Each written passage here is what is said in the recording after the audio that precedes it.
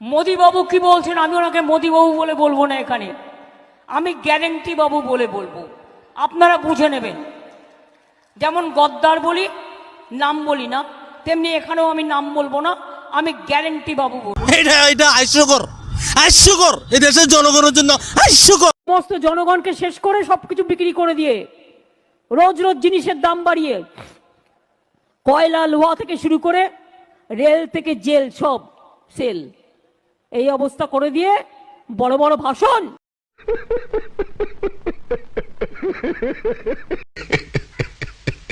সমস্ত জনগণকে শেষ করে সবকিছু বিক্রি করে দিয়ে, রোজ রোজ জিনিসের দাম বাড়িয়ে, কয়লা লোহা থেকে শুরু করে রেল থেকে জেল সব সেল, এই অবস্থা করে দিয়ে বড় বড় ভাষণ।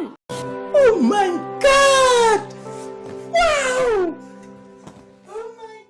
আমি একটা রাজ্যের রেভিনিউ পাই, সেখান থেকে সেন্ট্রাল গভর্নমেন্ট টাকা দেয় না।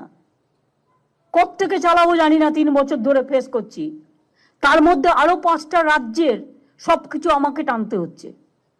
লক্ষ্মীর ভান্ডারও সে পাচ্ছে, স্বাস্থ্যসাথীও সে পাচ্ছে, বিনা পয়সা রেশনও সে পাচ্ছে।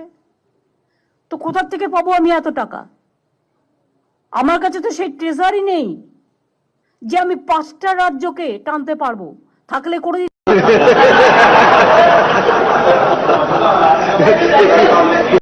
আজকে যে বিজেপি বড় বড় কথা বলছে আর বাংলার বদনাম করছে, আর বলছে বাংলা থেকে মমতা ব্যানার্জিকে হাঁটাও।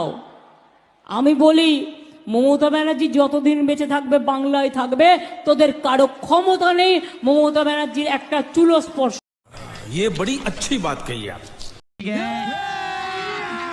अभी मजा आएगा ना भिड़ो। কে ভয় দেখিয়ে জেলে পুরে দিলেও, আমাকেও যদি জেলে পড়েন আমি জেল থেকে ফুটো হয়ে বেরিয়ে আসবো।